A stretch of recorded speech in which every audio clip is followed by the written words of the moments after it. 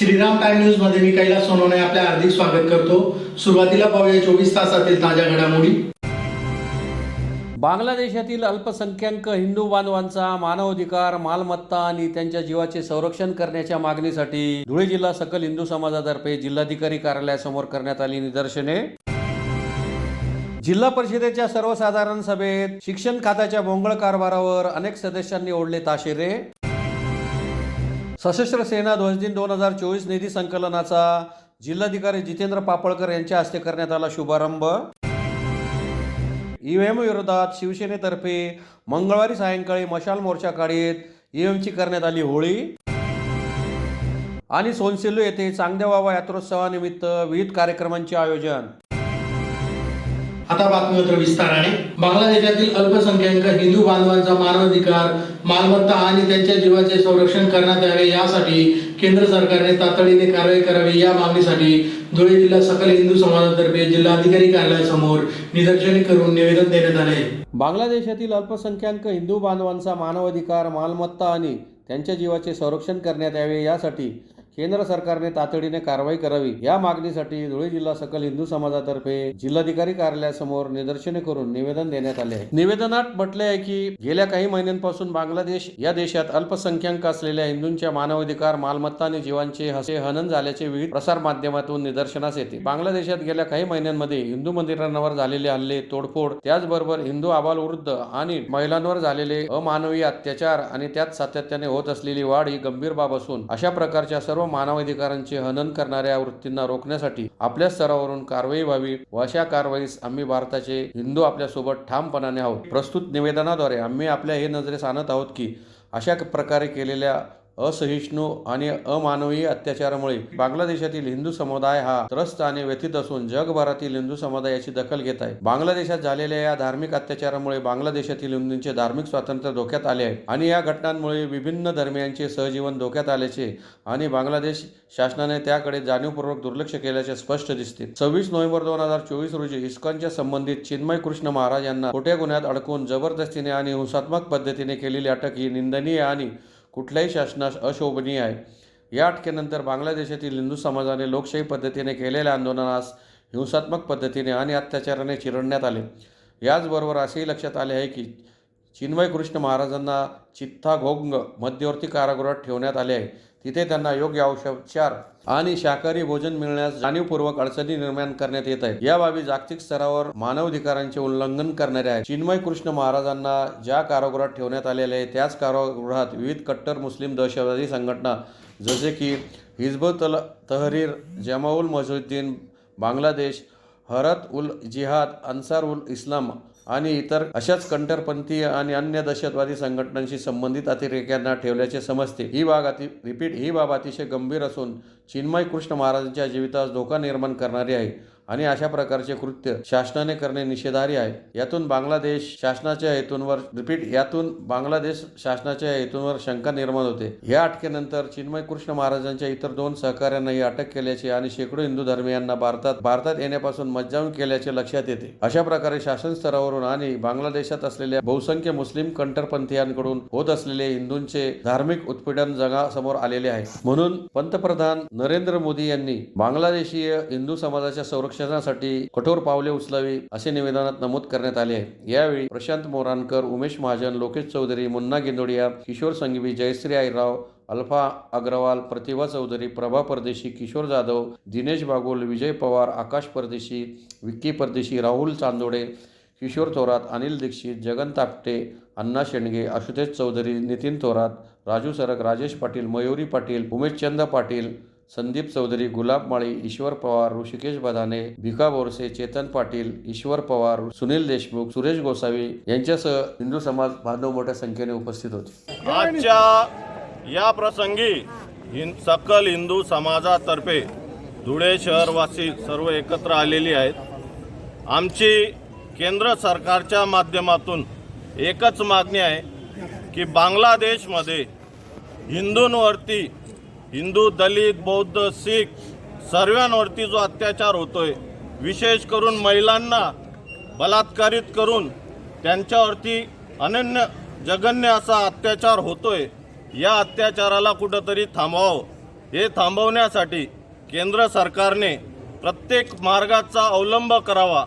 जसा पाकिस्तान आपल्याकडून तोडण्यात आला, परंतु तो पाकिस्तान तोडून आपण बांगलादेश तयार केला, त्या बांगलादेशला पुन्हा तोडून हिंदूंचा एक हिंदू राष्ट्र तिथं तयार करावं।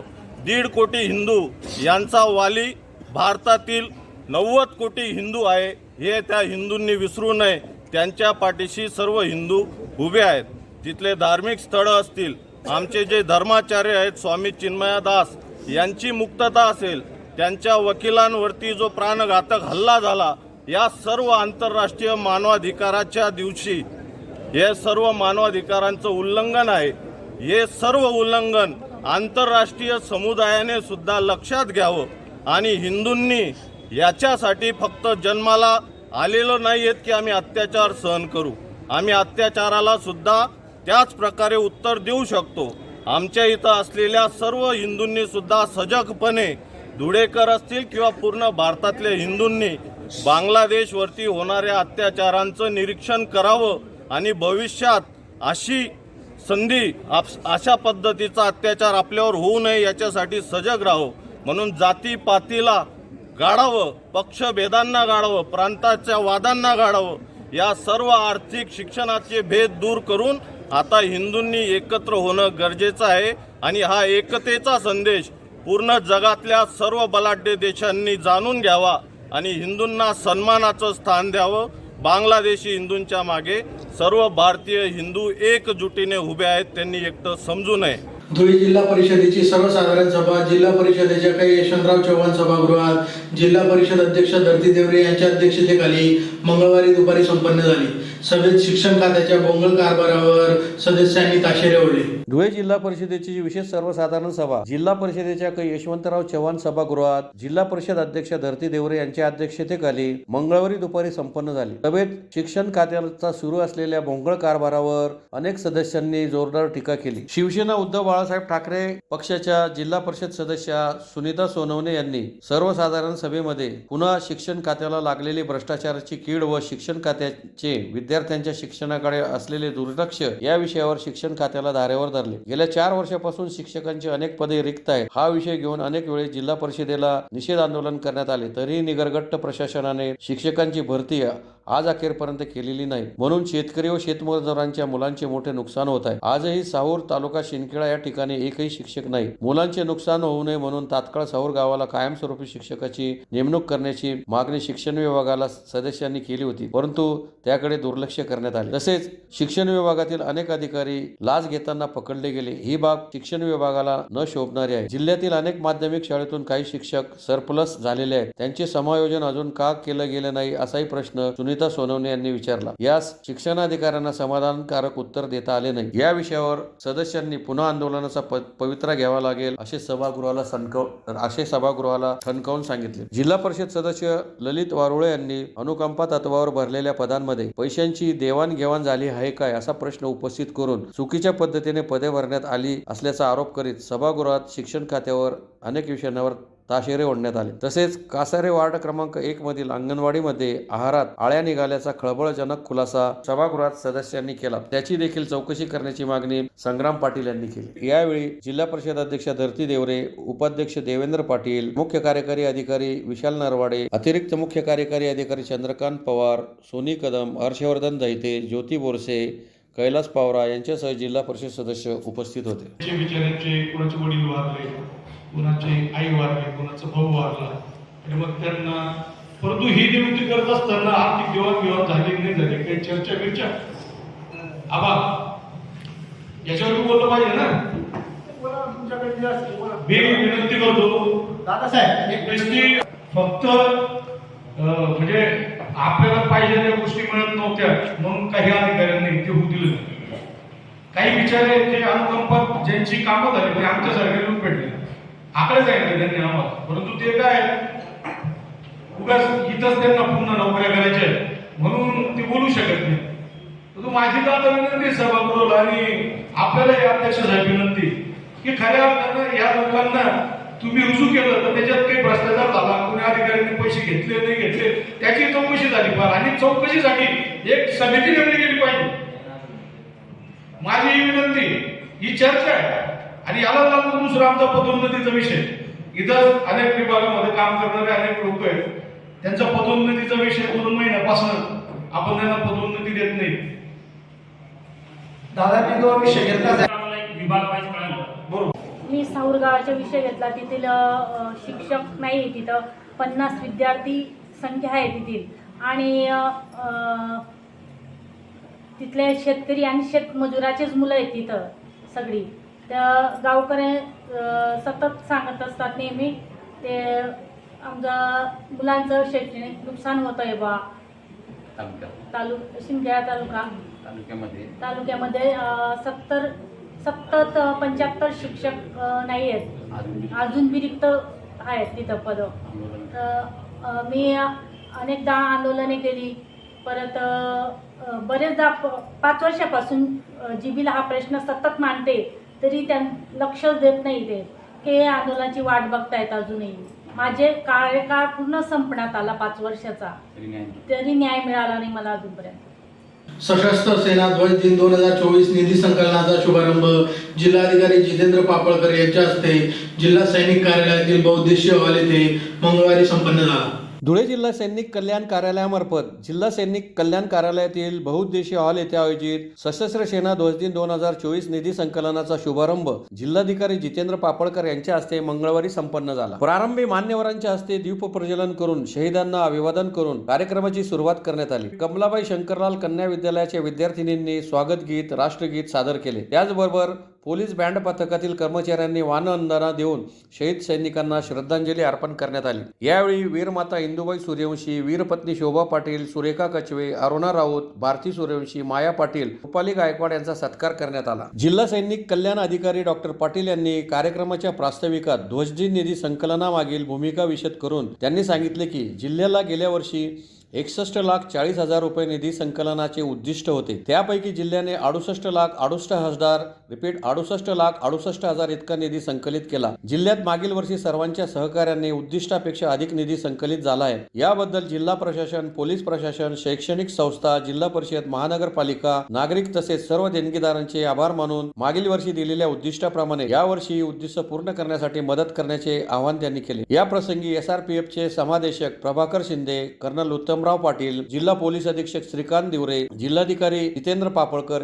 यांनीही मार्गदर्शन केले. मागील वर्षी ध्वजनिधी संकलनात भरीव कार्य करणाऱ्या महानगरपालिका धुळे, गट विकास अधिकारी शिंदखेडा, जिल्हा पुरवठा कार्यालय तसेच इतर कार्यालयांचे विशेष योगदान लाभले. त्यानिमित्त सर्वांना मान्यवरांच्या हस्ते प्रशस्तीपत्र, मानपत्र व पुष्पगुच्छ देऊन सत्कार करण्यात आला. कार्यक्रमाचे सूत्रसंचालन मनोज पाटील यांनी केले, तर आभार प्रदर्शन संजय तावरे यांनी केले. कार्यक्रमास जिल्हाधिकारी जितेंद्र पापळकर, जिल्हा पोलीस अधीक्षक श्रीकांत दिवरे, जिल्हा परिषदेचे मुख्य कार्यकारी अधिकारी विशाल नरवाडे, महानगरपालिका आयुक्त अमिता दगडे पाटील, सहाय्यक जिल्हाधिकारी तथा उपविभागीय अधिकारी सर्वानंद डी, SRPFचे समादेशक प्रभाकर शिंदे, सार्वजनिक बांधकाम विभागाचे उप अभियंता धर्मेंद्र जालटे, जिल्हा सैनिक कल्याण अधिकारी मेजर डॉक्टर निलेश पाटील, सेवानिवृत्त कर्नल उत्तमराव पाटील आदी उपस्थित होते. कार्यक्रमाच्या यशस्वीतेसाठी जिल्हा सैनिक कल्याण कार्यालयाचे कल्याण कर्मचारी यांनी सहकार्य केले. कार्यक्रमात सैनिकांच्या वीर पत्नी, वीर माता, वीर पिता, माजी सैनिक, त्यांचे कुटुंबीय यांच्यासह आजी माजी सैनिक तसेच विविध विभागांचे अधिकारी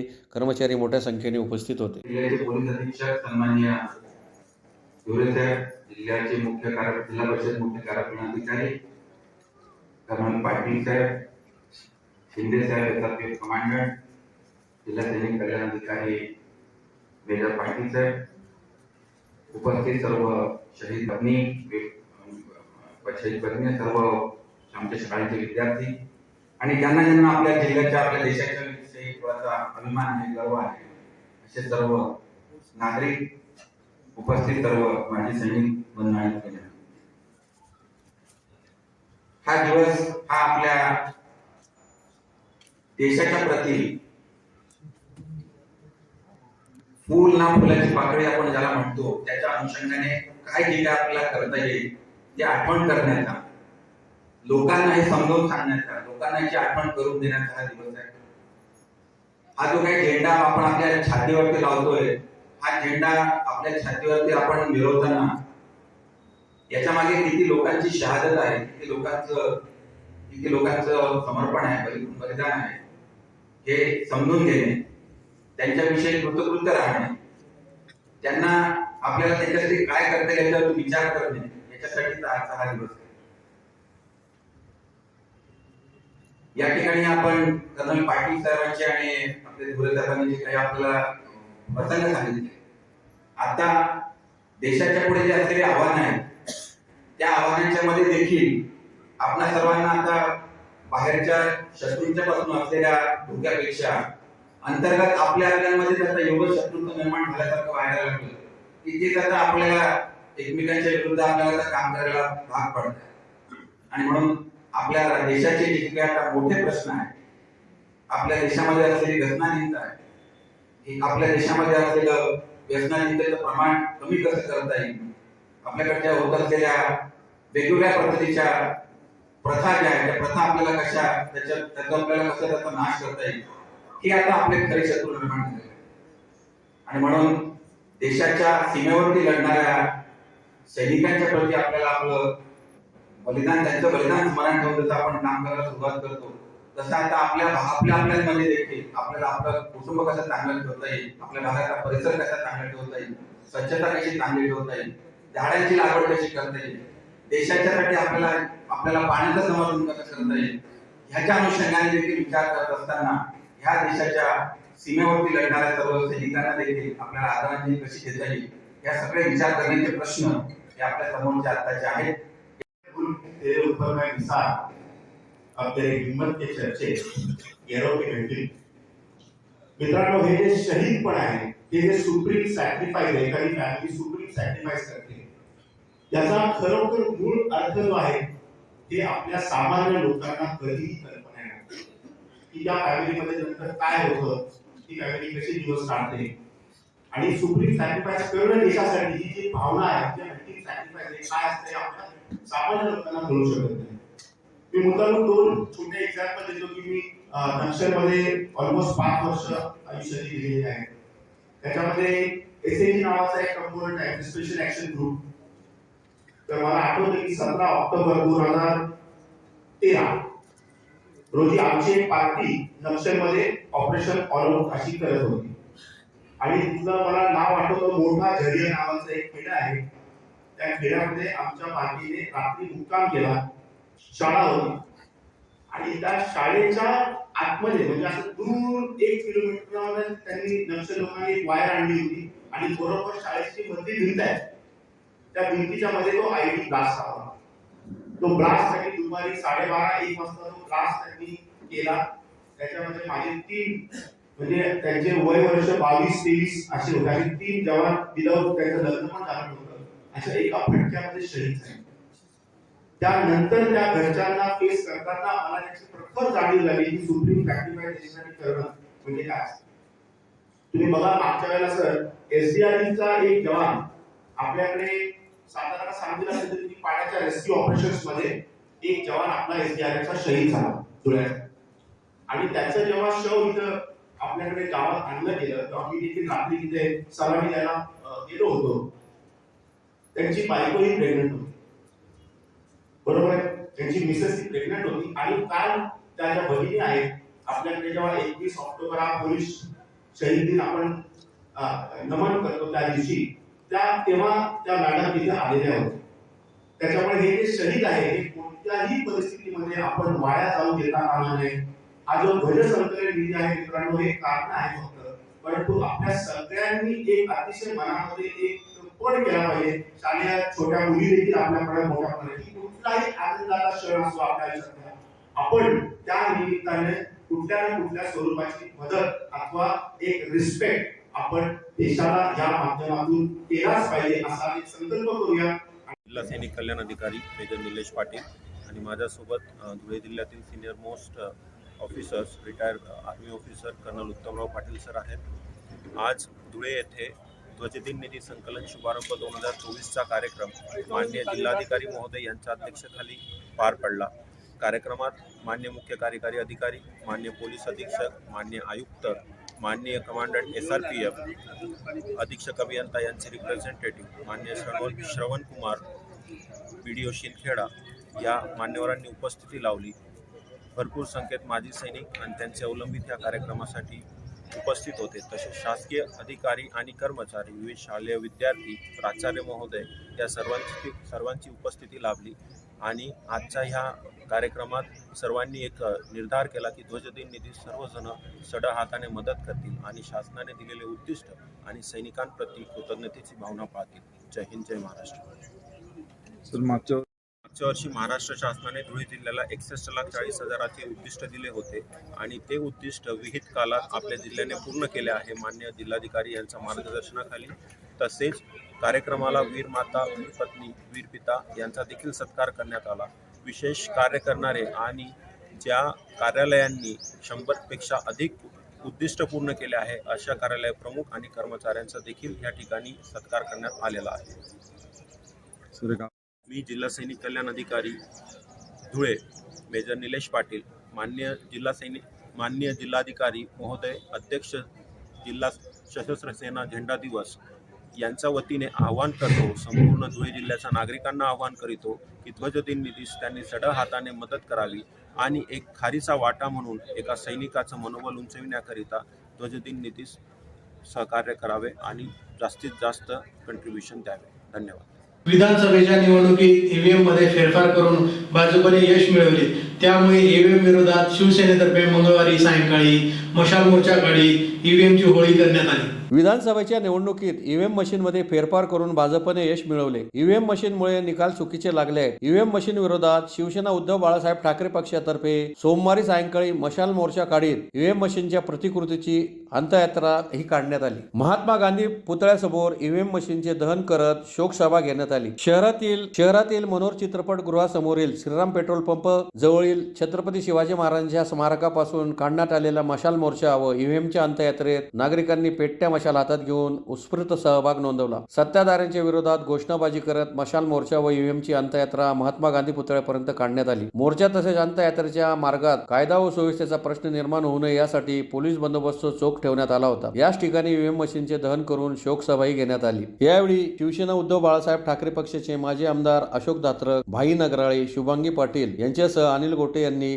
शोकसभेला मार्गदर्शन केले. यावेळी माजी आमदार अनिल गोटे, माजी आमदार अशोक दात्रक, भाई नगराळे, शिवसेना उपनेत्या शुभांगी पाटील, जिल्हा प्रमुख अतुल सोनवणे, डॉक्टर दरबारसिंग गिरासे, आलोक रघुवंशी, बानुबाई सिरसाट, राजेंद्र खैरनार यांच्यासह शिवसेनेचे पदाधिकारी व कार्यकर्ते मोठ्या संख्येने उपस्थित होते. प्रत्येक माणसाने घेतला आणि या ईव्हीएमच्या घोटाळ्यात ते जिंकले आणि खरी जनता ही हारलेली जरी दिसली असेल तरी आम्ही ही हार मान्य करत नाही. कारण की आम्हाला हा निकाल 23 नोव्हेंबरला जो निकाल लागला तो आम्हाला कोणालाही मान्य नाही. म्हणून आपण आज सगळ्यांनी आमच्या अतुल भाऊ असतील, आमच्या दरबारांना असतील, आमच्या ताई असतील, आमचे दादासाहेब असतील आणि माझ्यासमोर बसलेल्या सर्व आमच्या महिला आघाडीच्या, महाविकास आघाडीच्या आणि सर्व तुम्ही सगळे सुधार नागरिक असणार. कारण की तुम्ही इथे आलेले आहेत, तुम्ही फक्त बोलू शकतात पण घरात बसलेला प्रत्येक व्यक्ती म्हणतो यस, हे ईव्हीएम घोटाळा झाल्याशिवाय महाविकास आघाडी जिंकू शकत नाही. हे प्रत्येकाला जाणवत आहे, फक्त ते बोलत नाही. म्हणजे भयानक अशी परिस्थिती महाराष्ट्रात आलेली आहे. त्यांनी म्हटलं की तुम्ही लोकसभेला एवढ्या जागा जिंकल्या, त्यावेळेला तुम्ही ईव्हीएम वर का बोलले नाही. माझ्या मताने प्रत्येक जण बोललं होतं लोकसभेच्या आधी बाईसाहेब की आम्हाला ईव्हीएम वर शंका आहे. त्यावेळेला आपण प्रत्येकाने जागरूक राहून प्रत्येकाने बघून घेतलं, त्यांनी तोलून तपासून बघितलं. म्हणून यांना मोठे मोठे राज्य गिळकृत करायचे होते, म्हणून यांनी तेवढ्या पुरतं आपल्याला सोडलं. आणि आज 22वं राज्य आपलं महाराष्ट्रातलं 22वं राज्य यांनी गिळकृत केलं. आणि आपले छोटे 5-8 म्हणजे आता 6 राज्य फक्त आपल्याकडे राहू दिलेले. 28 झाले म्हणजे 7 राज्य, छोटे छोटे राज्य आपल्याकडे राहू दिलेले. तेही राज्य गिळकृत करण्यासाठी एका दमात खाल्लं तर सगळे बगावत करतील, म्हणून ही फक्त छोटेचे राज्य आपल्या जवळ राहू दिले. मी सगळ्या माझ्या भावांना आणि महाराष्ट्रातल्या सुदान जनतेला म्हणते की जर हे असंच चाललं तर आपल्याकडे हुकुमशाही ही आलेली आहे. फक्त आता त्या हुकुमशाहीची अंमलबजावणी महाराष्ट्रात सुरू झालेली आहे. जो या ईव्हीएमवर बोलेल, जो त्यांच्या विरुद्ध जाईल, त्याला दडपशाहीने त्यांच्याकडे दडपशाही होईल आणि त्यांच्याकडे घेण्याचा प्रयत्न होईल.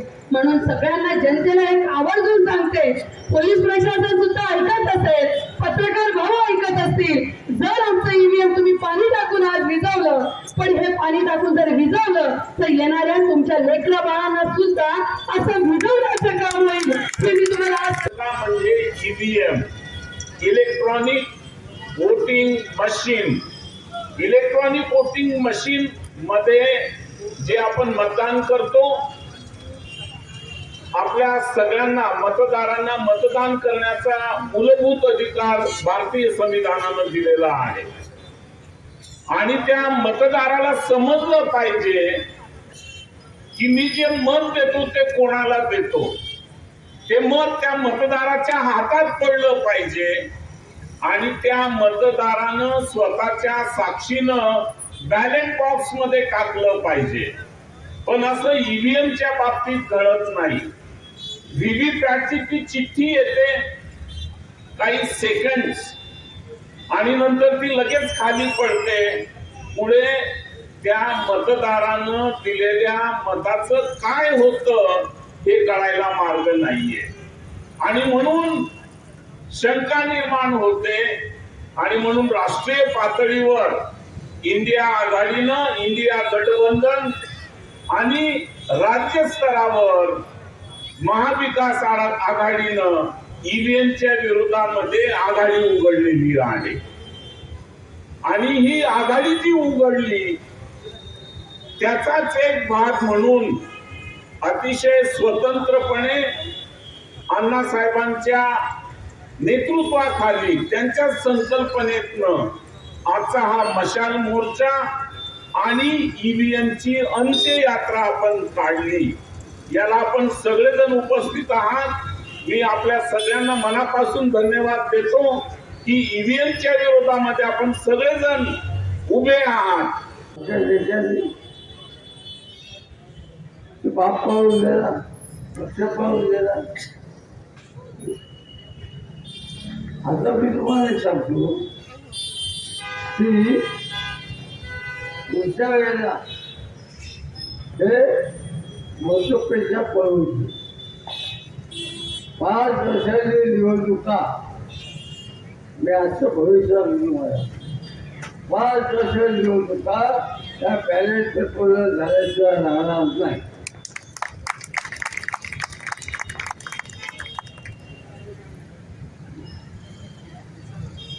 मार्केटवाडी एवढंच गाव आहे. उत्सव जानकर तिला सरपंच आहे.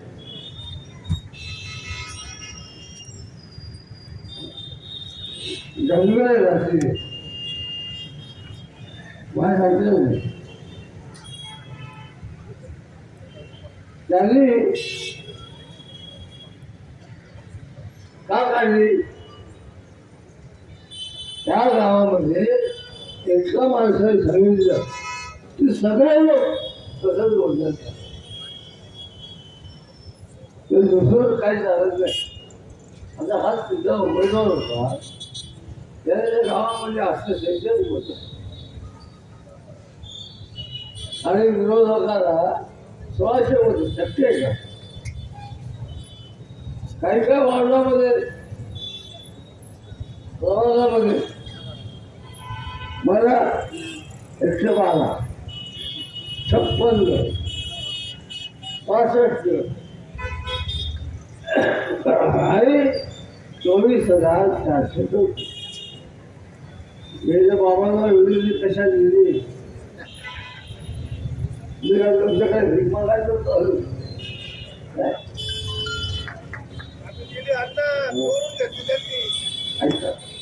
आता एक मिनिट, उसापासून नुसती साखर तयार होत नाही, हे लक्षात ठेवा.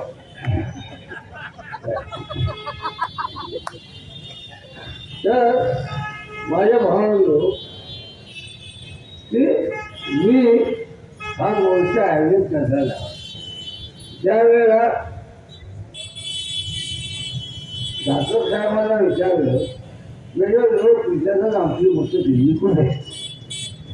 मी लोकांना सांगितलं याचं काय घडेल. शिंदखेडा तालुक्यातील सोनशेलू येथे चांगदेव बाबा यात्रोत्सवानिमित्त सोमवारी विविध कार्यक्रमांचे आयोजन करण्यात आले होते. भाविकांनी दर्शनासाठी व नवस फेडण्यासाठी गर्दी केली होती. शिंदखेडा तालुक्यातील सोनसेलू येथे चांगदेव बाबा यात्रोत्सवानिमित्त सोमवारी विविध कार्यक्रमांचे आयोजन करण्यात आले होते. चांगदेव बाबा धनगर समाजाचे कुलदैवत आहेत, त्यामुळे अनेक वर्षापासून चांगदेव बाबांच्या यात्रोत्सवाचे आयोजन करण्यात येत आहे. यात्रोत्सवासाठी महाराष्ट्रासह गुजरात, मध्य प्रदेश आदी राज्यातून भाविक दर्शनासाठी तसेच नवस फेडण्यासाठी येतात, त्यामुळे यात्रेस विशेष महत्त्व प्राप्त झाले आहे. चांगदेव बाबांचे विधिवत पूजन करून महाआरती करण्यात आली. यावेळी महाप्रसादाचे आयोजन करण्यात आले होते. यात्रोत्सवानिमित्त गावात पाळणे, खाद्यपदार्थांचे हॉटेल तसेच खेळणी तसेच इतर साहित्यांची दुकाने टाकण्यात आली होती. महाप्रसादाचे आयोजन चिलाने येथील प्रकाश वंजी गिरासे यांच्याकडून करण्यात आले होते. या यात्रोत्सवानिमित्त इंद्रसिंग हरसिंग गिरासे यांच्याकडून मंदिरासाठी पांडव रथ भेट देण्यात आला. ग्रामपंचायतीच्या पाठपुराव्यामुळे या मंदिरास पर्यटनाचा दर्जा प्राप्त झाला आहे, त्यामुळे पर्यटन क्षेत्र विकास अंतर्गत आमदार जयकुमार रावल यांनी 10 लाख रुपये सुशोभीकरणासाठी दिल्यामुळे स्ट्रीट लाईटची व्यवस्था करण्यात आली आहे. या प्रसंगी ग्रामस्थ तसेच हजारो भाविक मोठ्या संख्येने उपस्थित होते. सुलतान भगवान की जय. जेणेकरून आमनाव धनगर समाजना कुलदैवत आहे चांग सुलतान बाबा. काही जागावर मेंढीसना वाडा होता. आठे भगवान आमचा इंदाबाना भाव लागीशीन या गावाમાં उन्हा. आठे यानंतर सकला पाटील नावानी एक मोठी घडी होती. सकला पाटीलनी या धनगर लोकांनी आजमत दे की तुम्हाला धनगर समाजाला जर मोठा कुलदैवत होई आणि जर जागतिक होई तर त्यांनी जडाल पुरा देवाला पाहिजे असं त्यांना म्हणणं होतं. त्या मालूमप्रमाणे त्याने आठ इला ठेवा. बाबांनी सांग तुला गावामध्ये जर कोणी असे एखादी वाजवची बाई बाई तिले मी संतान दिसू त्यांनी मानं नाही म्हणून आजमत ना कोणता बाबाची रख्या पाणी देशील त्या नको सकले पोरगा दिना. पोरगा झाल्यावर सुद्धा पाटीलनं मन समाधान नाही व्हायना म्हणून त्याला म्हणजे घोडी होती. ती घोडी नवी पोट पाडीशी शेंगा काढीशी ती घोडी मरण पावणी वापस मरण घोडी जितनी करी बाबासनी. आणि आहे बाबासनं मोठं जागृती स्थान व्हायनं. येणारी 16वी जत्रा आहे. 2007 मंदिर बांधा 9 जत्रा चालू करी 9 ते 8 2024 आहे 16वी जत्रा पूर्ण होई गई. लोकेशना अन्नदान 28 नम्र आहे शेतस सांगायला प्रश्न ते भावरूपीतून मोठी गर्दी वस खेडोपाडे भगत टांक्या संत लोक आठ जमा होतं आणि मोठा मेळावा भरस. ते एकदम जागतिक ठाण असे चांग सुलतान बाबानं इंदाबा महाराजनं इंदाबाला टाईमમાં सगळ्या सुविधा व्हायनात. त्या सुविधा आज कलियुगमा बाबा सगळ्याचे प्रसंग राहणार. ज्यावेळी भावना रूपतून येतस ज्या आठ नमतस त्यासना घरनं वारस लागस कोणी बिमारी आठस कोणले काही राहस त्याचं ते भेटस सगळ्यांच्या मनोकामना बाबा पुऱ्या करस. आसनासाठी सोनशिरोली जितला होईल तिथला आधी येणारी जत्रा 17वी राहील. तुम्ही यावाना प्रयत्न करा. जितली वाढ होईल तितली वाढा होईल जत्रा भरा अशी म्हणजे नम्र विनंती आहे. राम राम. पुन्हा एक नजर ठळक घडामोडींवर. बांगलादेशातील अल्पसंख्याक हिंदू बांधवांचा मानवाधिकार, मालमत्ता आणि त्यांच्या जीवाचे संरक्षण करण्याच्या मागणीसाठी धुळे जिल्हा सकल हिंदू समाजातर्फे जिल्हाधिकारी कार्यालयासमोर करण्यात आली निदर्शने.